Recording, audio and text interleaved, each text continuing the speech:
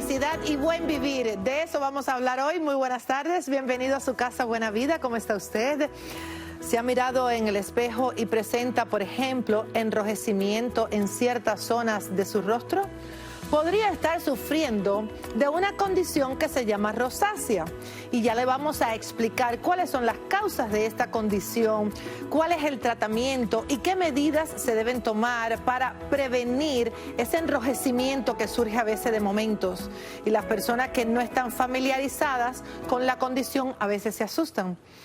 Y como que le digo cada día a esta hora, busque lápiz y papel y téngalo a mano, porque también hablaremos del seguro social, del plan de retiros y la relación que tiene todo esto, o sea, plan de jubilación, plan de retiro, seguro social y las deudas. ¿Qué pasa cuando una persona decide jubilarse y todavía está endeudado? ¿Qué hacer? ¿Cómo esto puede afectar realmente el plan y el programa de retiro? Eso lo vamos a aclarar aquí hoy con un experto. El no oír, ya todos sabemos que baja muchísimo la calidad de vida de la persona que padece la falta de audición. Sin embargo, hay soluciones y maneras de corregir esta condición. Y vamos hoy a hablar y a mostrarle cómo se podría hacer para mejorar la calidad de vida de las personas que no oyen, que no escuchan, se pierden todo lo que está pasando a su alrededor, se aíslan, dejan de socializar, les da tristeza, pueden sufrir de depresión y todo esto por no tener el conducto auditivo en un estado normal. ¿Y sufre usted de estreñimiento? ¿Le dificulta ir al baño? Primero que todo vamos a aclarar qué significa el término estreñimiento, cuándo se considera que una persona padece de estreñimiento o es estreñida. Y vamos a mostrar aquí en nuestra casa en Buena Vida, vamos a hacer una demostración de unos masajes de vaciado intestinal que le podrían ayudar con esta condición. Así que como ve, tenemos un programa hoy cargado de buena información, con lo cual le pido que se quede donde está, que busque un tecito, un vaso de agua, unas almendritas, porque yo soy su doctora Marixa Fuentes, que a partir de este momento nos vamos a conectar con la fuente de información para la buena vida.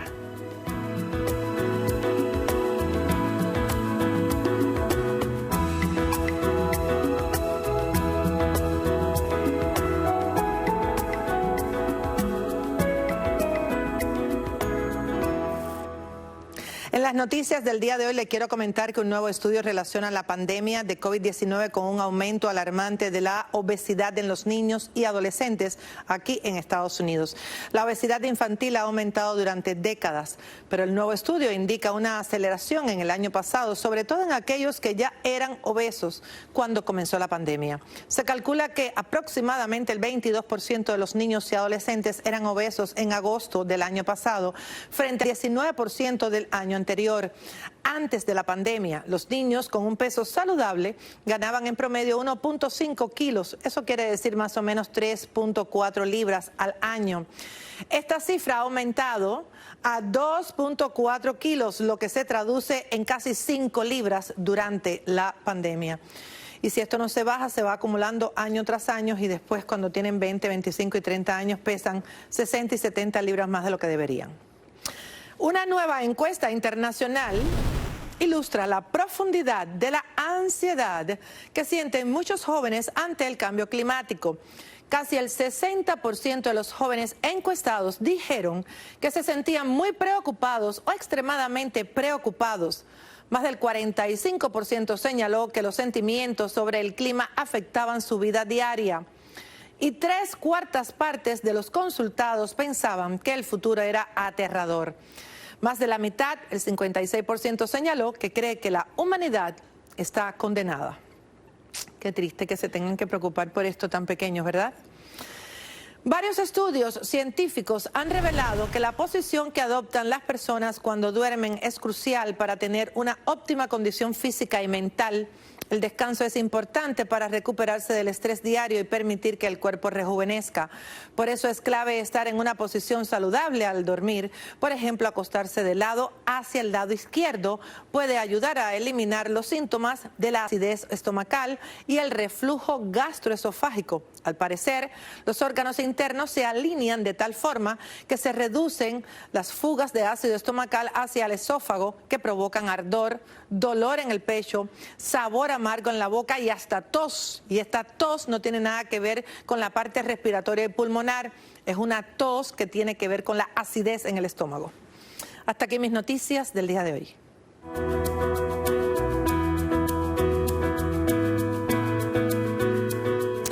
Vamos a hablar de una condición que es muy común en nuestra comunidad y se llama rosácea. Es una condición en la piel. ¿Qué significa el término rosácea? ¿Cuál es el tratamiento que hay que aplicar? ¿Se puede prevenir? ¿Cómo se diagnostica realmente? ¿Cuáles son los elementos que ayudan a que se exacerbe porque tiene periodos de crisis? Entonces vamos a conectarnos con la especialista en dermatología y directora del centro Bose Dermatology, que tengo entendido que está en el Hospital Mercy, con la doctora Ani González. Doctora, ¿cómo estás? Hola, doctora Fuentes, un placer estar aquí. Qué rico que nos puedes acompañar y hacer un espacio dentro de la agenda que los dermatólogos tienen tan ocupada, ¿verdad? Sí, estamos muy ocupados, definitivamente que sí. ¿Qué significa el diagnóstico de rosácea? ¿Qué quiere decir eso cuando se realiza un diagnóstico de rosácea? ¿Qué significa para el paciente? Pues fíjate, veo más y más pacientes con rosácea que no han sido diagnosticados previamente y ahora con tanto estrés que estamos viviendo durante esta pandemia están manifestando por primera vez síntomas. Y rosácea todavía no conocemos la causa, pero sabemos que es un diagnóstico clínico que muchas veces comenzamos a observar con periodos intermitentes de enrojecimiento, pero hay veces que este enrojecimiento se va volviendo más constante o permanente y ya no desvanece. También hay veces que pueden aparecer como granitos en la piel o pústulas que están llenas de pus y que muchas veces puede parecer muy similar a lo que es el acné y muchos pacientes suelen confundir los síntomas y hasta tratarlos de una manera errónea.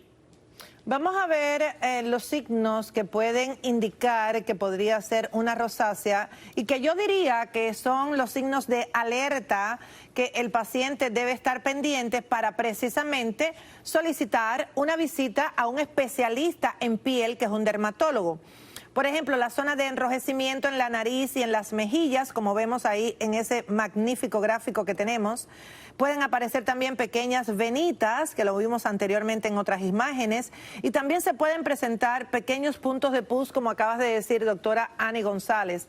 Y has planteado algo que es una realidad, que quizás por eso estén realizando ustedes los dermatólogos tantos diagnósticos de rosácea. El estrés lo exacerba, lo agudiza, puede ser un desencadenante de hacer el diagnóstico por primera vez o también un desencadenante de crisis en los pacientes que ya tienen la condición previa. Exactamente, pues la condición, aunque no conozcamos la causa exacta de la misma, sabemos que hay varios factores que pueden desencadenar crisis o hacer que por primera vez se comience a manifestar la condición, que más comúnmente la vemos en el sexo femenino y también después de los 30 años, aunque no es inusual ver que se puede hacer el diagnóstico a una edad más temprana.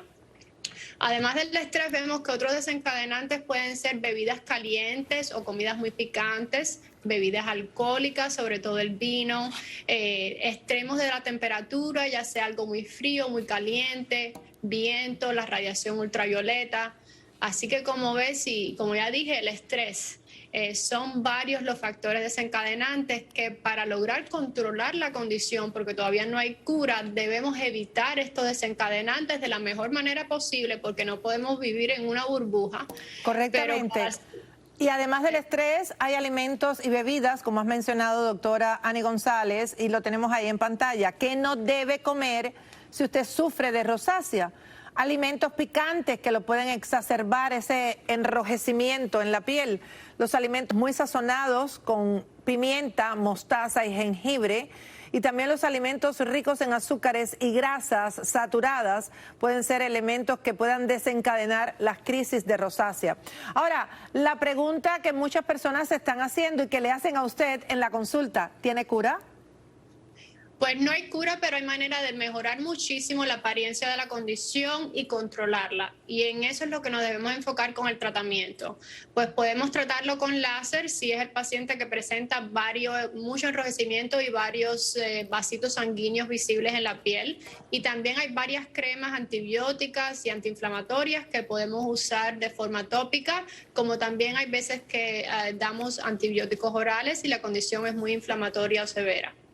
El sentido común me indica, y yo le pregunto a usted que es la especialista, calmar la mente y las emociones ayuda, ¿verdad?